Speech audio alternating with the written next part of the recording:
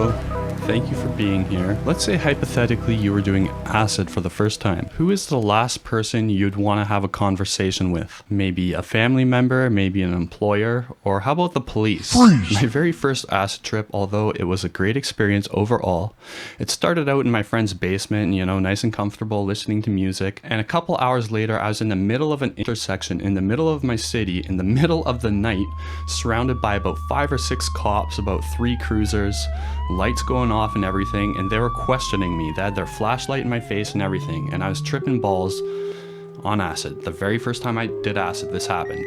It was a worst case scenario, really, and basically I was being interrogated because I guess we were being too noisy. It was a pretty surreal experience, and I will tell you how I found myself in that situation. First, I noticed that YouTube's notification system, it will show me every comment I get, and if I reply to that comment and you reply back, I don't get that notification. So if I was talking to you in the comments and I just dipped out of a conversation halfway, I apologize for that. I'm getting to the point where I don't know if I'm going to be able to reply to every comment anymore. I guess it's kind of a good problem to have, but also, I want to stay connected with you guys as much as possible going forward. Anyways, it is a pretty good first time acid story. It had danger, it had adventure. That's it, just those 2 elements, but it had them in heaping wagonfuls.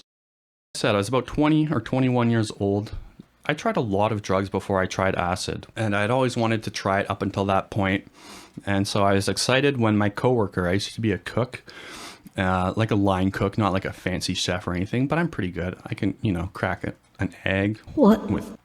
That's not a good example. Anyone can do that. I can do advanced stuff too. But I was at this restaurant working, and a good friend of mine, friends to this day, he had some acid on him, and he offered some to me to partake after work. And then another friend was coming along with us too. So it's the 3 of us. I'm going to call them, let's see. Okay. All right, Walter and Boris. And Boris is another close friend of mine. So Walter was my buddy I worked with. He had the acid, and we were going to go to his place after work, and we did that. And we found ourselves in his basement, and we were just chilling, playing guitar, and then we dropped the acid. I forget what the pattern was on the tabs or whatever, and I forget how much we did. I'm pretty sure 200 micrograms each though. And it was my first acid trip, so it was quite intense. It was very euphoric. Up until then, I had not really listened to Pink Floyd much. I knew their famous songs, but I never delved into them. But Walter was a huge Pink Floyd fan, and so he sat us down, we took the acid, and he threw on the album Animals by Pink Floyd, which is, to this day, I think my favorite Pink Floyd album. I was a huge fan of Pink Floyd ever since that day. And we were listening to the album. I wasn't high yet. And I remember it was during the song Sheep is when I started to notice it hitting me. And it hit me really quick. It came on really strong. We were feeling great. The music was sounding amazing. I was an instant Pink Floyd fan. And that musical experience wouldn't have been anywhere near the same if I wasn't high on acid. Drugs can really do that. They can alter the way you see something forever. Once I listened to New Song by Sublime on mushrooms when I was 15 or 16, the first or second time I tried them. And that song, to me, every time that song plays, I feel like I'm tripping on mushrooms. It brings me back to that moment. And I was just instantly in love with that song. And it's not even a great Sublime song. It's just sort of a song that no one really talks about. And it's sort of basic, but it just altered my view of it forever. And Pink Floyd is like that for me because of the acid and the album Animals in particular. So we're chilling, it's a typical acid high. It was a decade ago. I can't recall the details or what the hallucinations were, but I don't remember anything out of the ordinary. It was probably just, a lot of swirling, a lot of colors. Mostly, I'm into psychedelics for the mental load. You think, if you've never tried psychedelics before, you'd think that the visuals would be everything. But you really sort of get used to those quickly. After a few trips, it's okay, that's really cool, but, it's what you think and how you perceive things, where that's where the gravy is. I remember my first couple mushroom trips, I was just staring at patterns, but I've been starting to pay attention to visuals more that I've been documenting my trips, my 2CB trip I did the other night. That was amazing. That was so visually pleasant, and I was just enthralled by the visuals. Why did I turn into like what is it, Count Dracula here? But the visuals were good. Anyways, after we listened to the album, we were getting restless. We wanted to get up and go outside and go for an adventure. It was late at that point, probably about midnight or so. And I live in a small sort of city that's sort of a segment of a bigger city that's sort of like attached to Vancouver. It's the greater Vancouver area. I say Vancouver because people know where it is. I don't feel like describing where I live every time. But it's a city called White Rock, just, half an hour outside of Vancouver. And it's a pretty quiet place, relatively speaking. Like, it's surrounded by like a fairly noisy city. And so White Rock is this kind of quiet place. Like, a lot of old people live here, and it's sort of like a quaint place. It's not a place where like you'd go around like laughing and screaming on acid in the middle of the night, but that's what we did. And my friend Walter, he had this jacket that had this like speaker built into the arm. And I didn't know the guy too well at the time. We just met like not too long before that. And so like he was really tripping me out. I'm like, this guy is a crazy character. And he still is. But he had this jacket speaker thing, and he was playing Tom Waits all night. And he's a big Tom Waits fan. I never really got into him that much, but that night it was very suitable. It was good adventure music. We were just basically wandering around uptown, and we were finding all these like, trails that go throughout like the houses and stuff and throughout the buildings. And we were just having a good time listening to music. It was very late and very quiet, and I don't think we were very self-aware about how loud we were being. So we were doing that for a good couple hours. We'd go from spot to spot, chill a bit. We also had some beers with us, so we were drinking. We had some weed, and we were having a good time. Until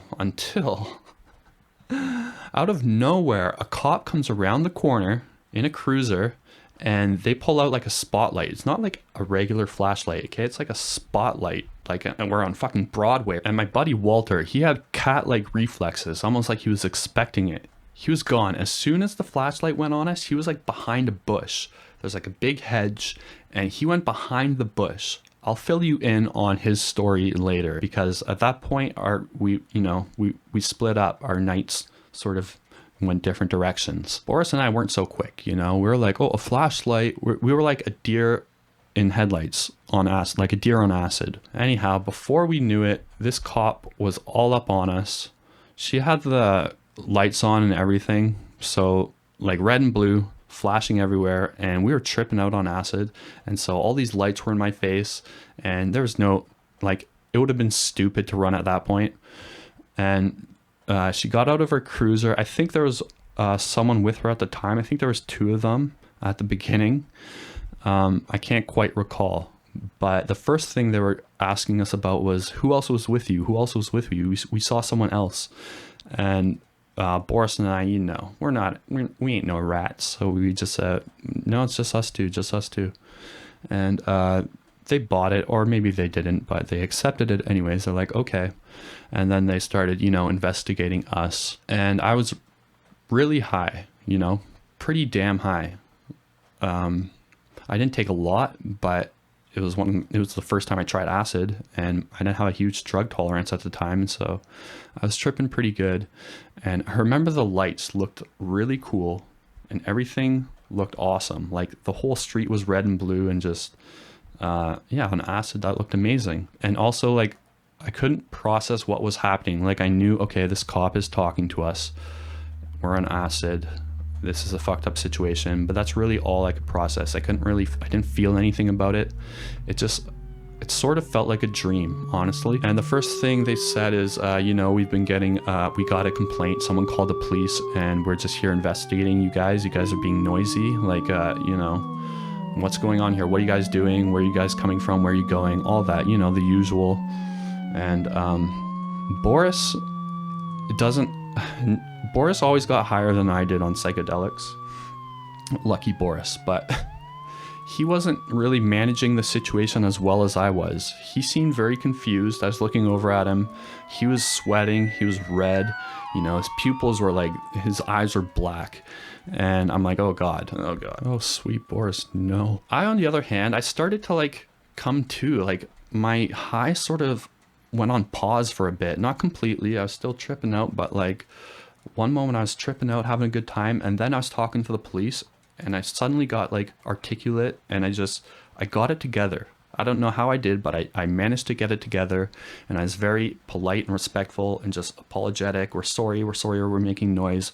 We'll go home and all that. We were just having fun. While this is happening, other cruisers start pulling up because it's the middle of the night. They have nothing else to do. So before we knew it, there was like, I don't know, 4 or 5 cruisers, like 5 or 6 cops, something like that.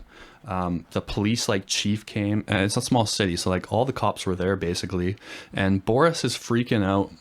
I can see Boris is getting agitated with the other cop, and the guy is asking me, the cop talking to me is this young guy. He seemed like an okay guy, you know, he wasn't a dick or anything like that, but at the same time, you know, he's trying to figure out what was going on, and they're flashing the lights in my eyes.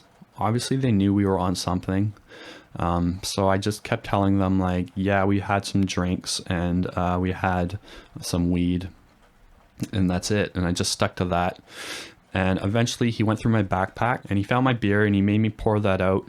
He found my weed I had and made me throw it in the garbage. I also had a glass pipe and he made me break it, which I kind of thought was weird, and then made me throw it out. And so that was happening with me, and the other cops were more interested in Boris, to be honest, because he was freaking out, he was agitated, he was confused, he wasn't coherent. And I'll never forget this. At one point, one of the cops, he was more stern. One of the more stern guys was working on Boris, and he goes up to him, puts the flashlight right in his face, and I see Boris, his face is red as hell, he's sweating, and like I said, his eyes were black, and he's got the flashlight right in his eyes, and he says, "What are you on?" And then Boris, just with his jaw clenched, he goes, nothing. And I, like, if it wasn't such a serious situation, I would have been laughing my ass off, because it was the least convincing thing I've ever heard in my life. He was clearly fucked up on something other than alcohol and weed. But he just kept saying nothing, and I was very good in that situation, I must say. You know, I was telling them, you know, he's had too much to drink, I'll take him home. I said, you know, he doesn't live far from here, we're gonna walk to his house after this, we're on our way, we're just a couple kilometers away, we didn't mean to be too noisy, I'm sorry. I was apologizing. I know how to tell people what they want to hear. I've always been good at that, at smoothing things over or talking my way out of situations. I don't know what it is, I just have a knack for it. In that situation, you just gotta bite your tongue and tell them exactly what they want to hear. We're going straight home. And they bought, I wasn't lying. It was working. You know, the guy talking to me, he was sort of like, all right, this guy seems like he's, you know, fairly level-headed. And then we weren't out of the woods yet, because Boris was still confused. Everything was fine. It looked like everything was going to be fine, because if he's telling me to dump out my beer and get rid of my weed, obviously they're going to let us go, right? And so Boris didn't seem to catch on to this, and I'm telling him to shut up. I'm like, Boris, you know, stop talking, be quiet, shut up, it's all good, let me take care of this. And Boris, you know, he won't have any of it. They're still questioning and they're talking to him, you know, trying to figure out more, and Boris gets flustered, and Boris doesn't realize we're in a clear. He doesn't know what's going on, and all of this a sudden, this was the craziest move ever. Let me illustrate it for you. I got a sweater on, perfect. He takes off his sweater and whips it on the ground. I swear to God, he does that. And I'm like, what are you doing? Boris, stop doing it. I pick up a sweater. I'm apologizing to the police. They're sort of like, you know, whoa, what's this guy doing and stuff. They're not sure what's going on. And I mean, they knew what was going on. We were high. They knew it. They let us off with a break. They didn't even bring it up, you know. It was sort of like, you know, we know, and we know, we know, but you know, we could fuck you over if we wanted to, but we won't, which is great. You know, I'm thankful that some police in this part of the world aren't crazy, you know. Some of them, we get crazy cops here too in Canada, but the thing is, our laws aren't that, the penalties aren't that harsh, so there's like not a lot they can do in some situations. But in this situation, for sure, they could have, you know, booked us and taken us in, found out what we were on, and, you know, the whole thing got charged with whatever. But they didn't. And so, because we weren't hurting anybody, and most cops realize that if They're not going to arrest you if you aren't doing anybody any harm. But Boris, meanwhile, he's whipping a sweater on the ground. You know, he's red as a beet. I don't know. He was like red as hell. He was so red and sweaty and just, he looks so high. Basically, I'm letting them know. I'm like, yeah, he's a little drunk or whatever, you know. I'll take care of him. Don't worry. And they took my word for it. And they said, okay, go on. And I said, come on, Boris. And then Boris starts walking the other way. I'm like, no, Boris, you live this way. And so we start walking towards his house. And we don't say a word. We know the cops are watching us. We're just walking away, you know, thanking God under our breath. And we're walking away and we're walking away. And then finally we're out of range of the cops. And once we realized, like, we're safe, we're in the clear, we got out of that situation, like, a huge wave of euphoria hit me. It's like my acid trip had resumed, you know. It was like it was on pause. It was really like a what is it? I guess flight or flight. No, it's not what I'm. I don't know what that was. Maybe it was like adrenaline kicking in and maybe nullifies the effects for a bit. But once that went away, the acid came back in full force. And then also I think just the relief of getting away from that felt so good. And just like the humor of the story, kind of, because it was a funny story. We recognized that right away. And it was like, I like when stuff like that happens when you get away with it. Because then you got a cool story and then you can like laugh about it for the rest of the night, you know? And so we were laughing, like the rest of the way home was like one of the best walks I ever had in my life. And we were just laughing and we were so happy, so relieved. Everything looked great. And then we got to Boris's house and we just chilled for a little bit and we started coming down and we went to bed not too long after that. Before I went to bed though, I did end up calling Walter. And Walter was so relieved to hear my voice because this is what happened to Walter when we split ways. He went behind the bush, like I said, and he said he just stayed there, perfectly still, not moving. He didn't want to make any noise, and he heard the entire ordeal. He heard the entire situation, except he was very high on acid too. And so he didn't hear it the way it actually happened. He told me that he heard us getting booked, getting arrested, getting cuffed, thrown into cruiser. You know, his mind was like playing all sorts of tricks on him, and based on like fear. When you get like scared or nervous on like any drug, pretty much, sometimes your mind will just like run wild with it and like fill in all the gaps with like the craziest shit. And so Walter thought Boris and I had gotten arrested, and he was, you know, dealing with that for like a couple hours till we finally got back and got a hold of him and cleared everything up and everything. And he went home and he had a good night. Boris and I had a good night. We passed out not too long after that. It was like 4 or 5 in the morning at that point. And that was pretty much it. That was the end of my very first acid trip. I got a great story from it. I got a great band from it in Pink Floyd. And you know, it was the introduction to maybe my favorite psychedelic. Not quite. I think mushrooms takes the #1 spot. Honestly, mushrooms is just so much fun every single time. Acid can be a little unpredictable and has moments during the trip that are kind of like you feel weird and anxious. Mushrooms does too, but not as much for me. And just, I don't know, mushrooms is just goofier and more fun. Acid is more complicated and it can be more insightful and deeper. Yeah. That's it. That's my story, the first time I did acid. So yeah, that's about it. Tomorrow, guys, I'm going to film my New Year's video. I'm going to do a crazy trip report. This is what I'm going to do. I'm going to take a bit of acid, a bit of mushrooms, a little bit of 2CB, and then I'm going to smoke DMT.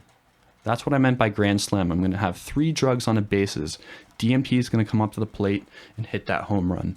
And we're going to see what happens. I'm just going to do a little bit of each, maybe a tab, a gram, and a pill, you know, respectively.